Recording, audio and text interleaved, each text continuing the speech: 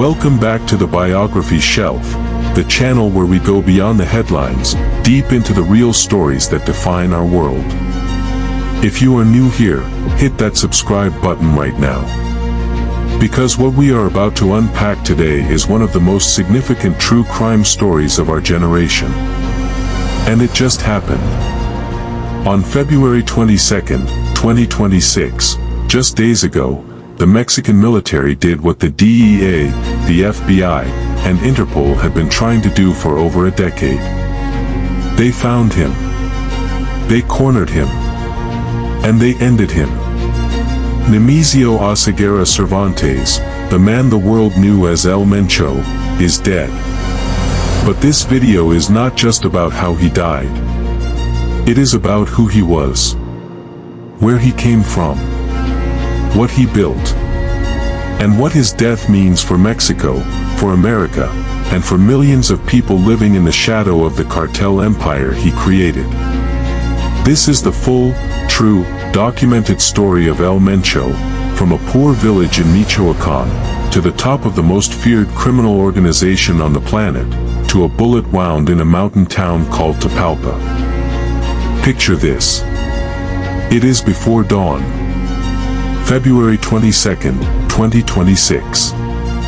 In the mountains of Jalisco, Mexico, a pre-dawn silence covers an upscale gated residential community in a small mountain town called Tapalpa. Then, the silence breaks. Mexican special forces, backed by the National Guard, military aircraft, and helicopters, seal off every road in and out. They have been tracking a target for 48 hours. They have confirmed his location through surveillance of one of his trusted associates, someone connected to a romantic partner who had visited him just hours before. Cartel gunmen open fire as soldiers advance. Bullets fly. Vehicles burn. Explosions echo through the mountains. The target, surrounded, wounded, flees with two bodyguards into a wooded area near the complex. A second firefight erupts. When the smoke clears, soldiers find him. Wounded. Bleeding. The most wanted man in the Western Hemisphere, brought down not in a blaze of Hollywood glory, but in the cold, real mountains of Western Mexico. They airlift him. He dies en route. Just like that, the man with a $15 million bounty on his head. The man who had evaded every intelligence agency in the world for over a decade. The man who built a $50 billion cartel empire and flooded American streets with fentanyl. Gone. But to understand why this moment matters, you have to understand who this man really was. Not the legend. Not the myth. The actual human being behind one of the most terrifying criminal organizations the world has ever seen. Stay with me. This story begins not in a mansion, not in a boardroom, but in the dirt roads of a poor Mexican village, 60 years ago.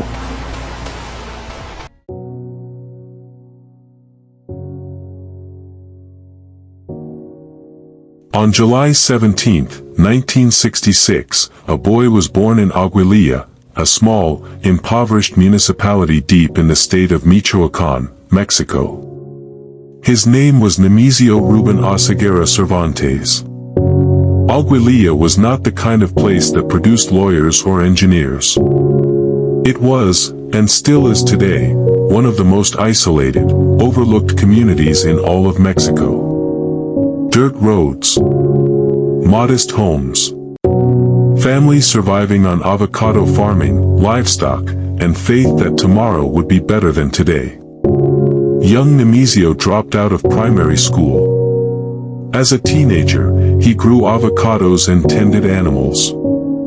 The future felt closed before it had even opened.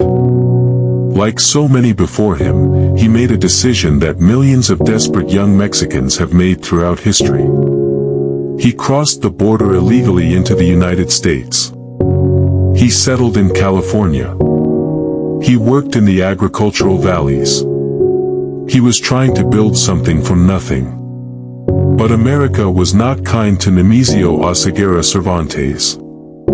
In the late 1980s and early 1990s, U.S. law enforcement arrested him multiple times on drug-related charges, specifically heroin distribution. He served time in federal prison. And then he was deported back to Mexico. He returned to Michoacan with a criminal record, no money, and no clear path forward. But something had changed in him. He had seen the drug trade from the inside. He had made connections. He had learned. And now, he was ready to apply everything he had learned in a much more dangerous classroom.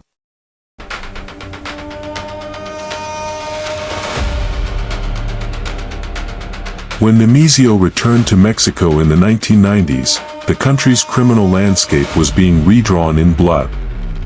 The old Guadalajara cartel had fractured.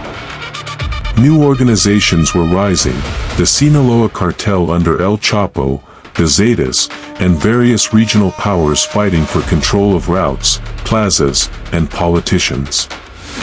Michoacan, Nemesio's home, was becoming a crucial and contested battleground. It was here that his criminal ascent began.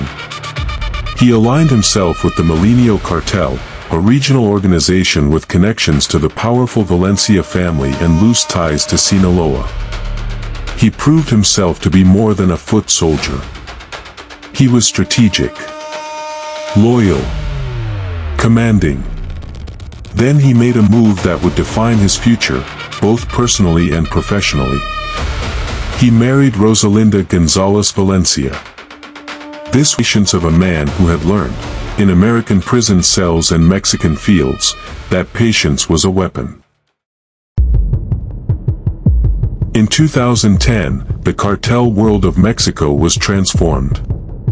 La Familia Michoacana, a cult-like criminal organization, was imploding under government pressure and internal betrayal.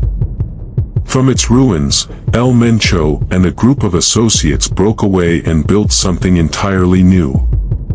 The cartel Jalisco New Generation CJNG.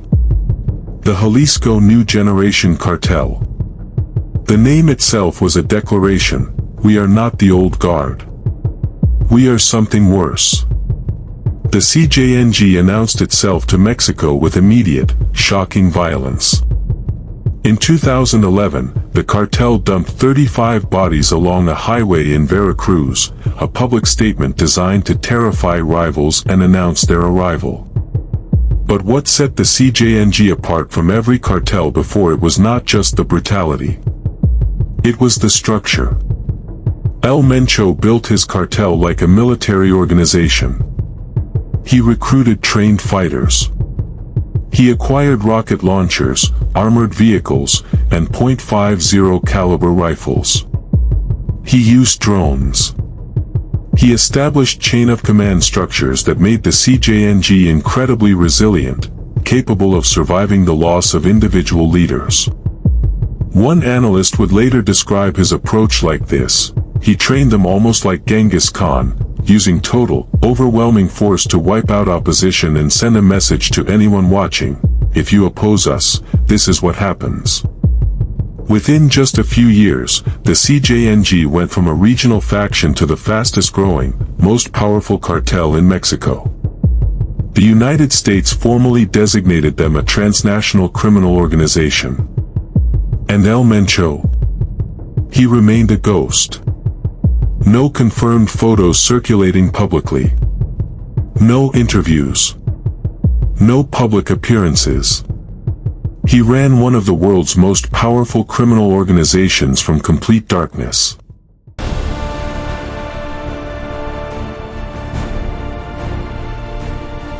By the mid-2010s, the CJNG had become what analysts described as the most dangerous drug trafficking organization in the world. Their primary products were methamphetamine and fentanyl, the synthetic opioid that would go on to cause a catastrophic overdose crisis across the United States, killing tens of thousands of Americans every year. At its peak, the CJNG operated in at least 28 of Mexico's 31 states. They had operatives in the United States, Canada, Europe, and parts of Asia and Australia. The U.S. Treasury estimated El Mencho's personal net worth at over $1 billion. The cartel's total assets were estimated at $50 billion or more. With that money came extraordinary power, bribing officials, paying for social services in poor communities to cultivate loyalty, and building a public image of both terror and generosity. His family was embedded throughout the structure. His son Ruben, known as El Menchito, served as a commander before being arrested. His wife Rosalinda was central to money laundering operations. His daughter handled financial networks. The U.S. government raised his bounty to $15 million, one of the largest rewards ever offered for a living individual. And still, he could not be found.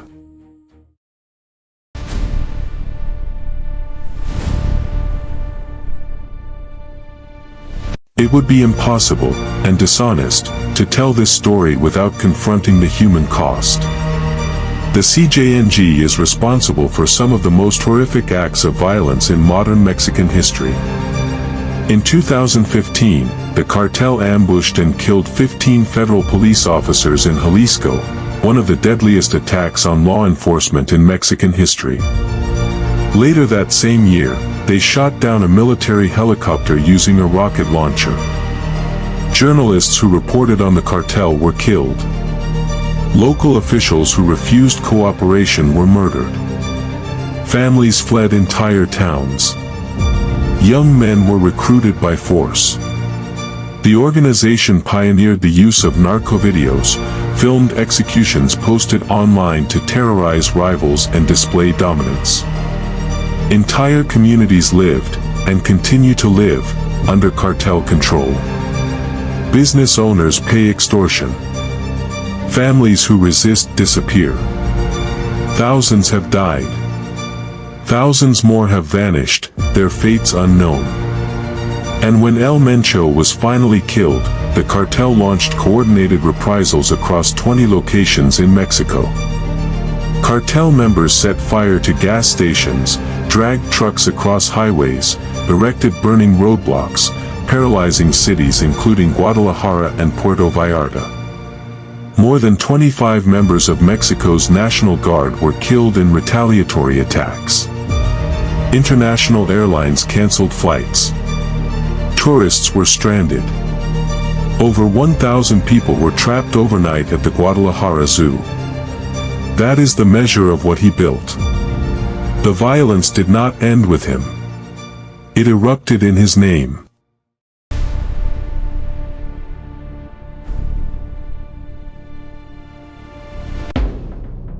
For over a decade, catching El Mencho was the top priority of Mexican federal law enforcement, the DEA, the FBI, and Interpol. The challenge was nearly impossible.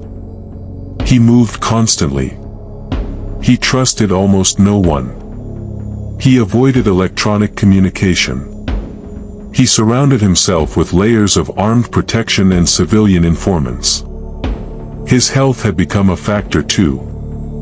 By 2020, reports emerged that he suffered from serious kidney disease.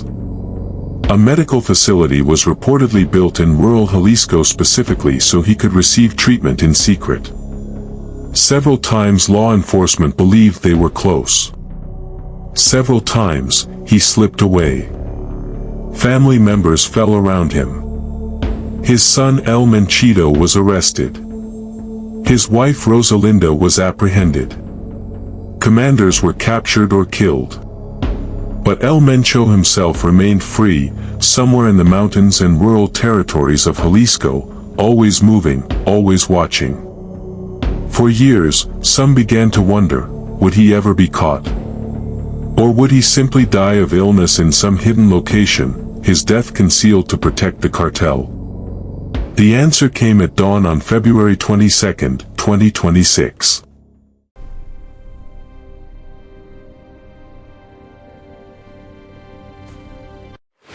The operation that ended El Mencho's life began not with a tip from an informant, but with surveillance. Mexican military intelligence had been tracking the movements of a trusted associate connected to one of El Mencho's romantic partners. On February 20, 2026, that surveillance paid off. Data indicated the associate had transported the partner to a residence inside the Tapalpa Country Club, an upscale gated development in the small mountain municipality of Tapalpa, Jalisco. Security forces confirmed that the partner had met with El Mencho at the property before departing on February 21. Continued monitoring confirmed that El Mencho remained at the residence with members of his security detail. The operation was planned overnight. Ground forces, aviation support, special operations units. The goal: apprehend and extract Nemesio Oseguera Cervantes. At dawn on February 22, they moved. Cartel gunmen opened fire as soldiers advanced. A fierce gun battle erupted across the gated community. El Mencho and members of his inner circle fled to a wooded cabin complex nearby, and a second firefight broke out. When it was over, soldiers found him wounded, with 2 bodyguards. The man who had evaded the most powerful intelligence agencies in the world for over a decade, found hiding in the woods, bleeding. They airlifted him. He died during the flight to Mexico City. Mexico's Defense Secretary General Ricardo Trevilla Trejo announced the news to the world. 8 CJNG members were killed in the operation.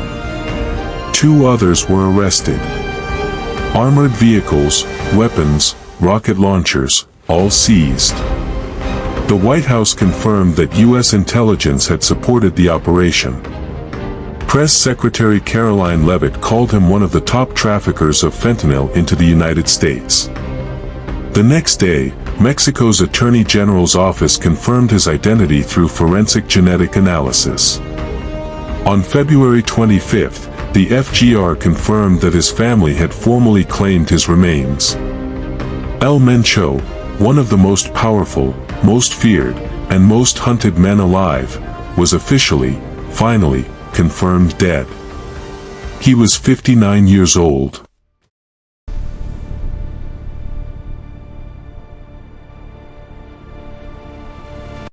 With El Mencho dead, the questions that experts, governments, and analysts are now wrestling with are enormous. What happens to the CJNG? His son El Menchito is imprisoned in the United States, eliminating the most obvious successor. Analysts believe the most likely candidates to take control are his stepson Juan Carlos Valencia Gonzalez, known as El Pelon, and possibly one of El Mencho's brothers. But a power vacuum at the top of a $50 billion criminal organization does not resolve quietly. Security consultant David Saucedo warned that El Mencho's death could cause violent realignments within the CJNG as factions compete for dominance. The death of El Mencho is being compared to the killing of Pablo Escobar in 1993, the end of an individual, but not the end of the institution they built. As one expert put it, eliminating El Mencho is like removing the CEO of a company. The company doesn't collapse. The flow of drugs will continue. And there are going to be plenty of pretenders to the throne. Mexico now faces the delicate, dangerous process of managing what comes next, all while preparing to host matches in the 2026 FIFA World Cup. The United States, meanwhile, continues to face a fentanyl crisis directly linked to CJNG operations, a crisis that did not die with its architect.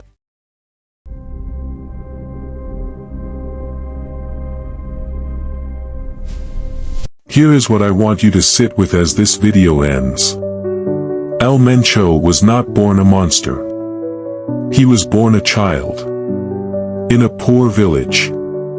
In a country that had little to offer him. He dropped out of school. He grew avocados. He crossed a border illegally, searching for something better. He ended up in prison. He was deported. And then, he made choices. Terrible, devastating, irreversible choices that would cost thousands of people their lives. That does not excuse him. Not a single death. Not a single family destroyed. Not a single young person whose life was cut short by the drugs his organization pumped into communities on both sides of the border. But it does ask us, all of us, a harder question. What happens to a society when its most vulnerable are abandoned? When poverty is so complete and opportunity so absent that the only visible ladder is built from crime? El Mencho chose the path he chose. He is responsible for that.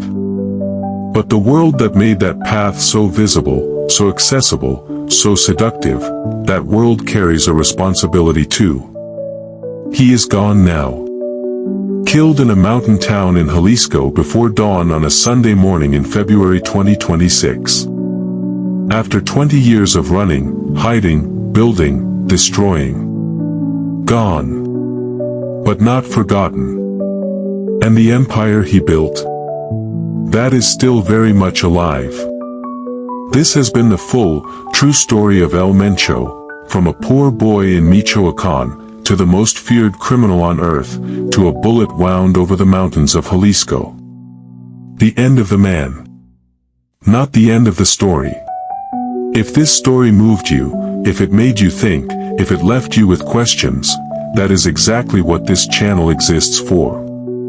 Hit the like button if you want more deep dive biographies like this one. Subscribe so you never miss a new story, because every week, we go inside the lives that shaped, shook, and changed our world.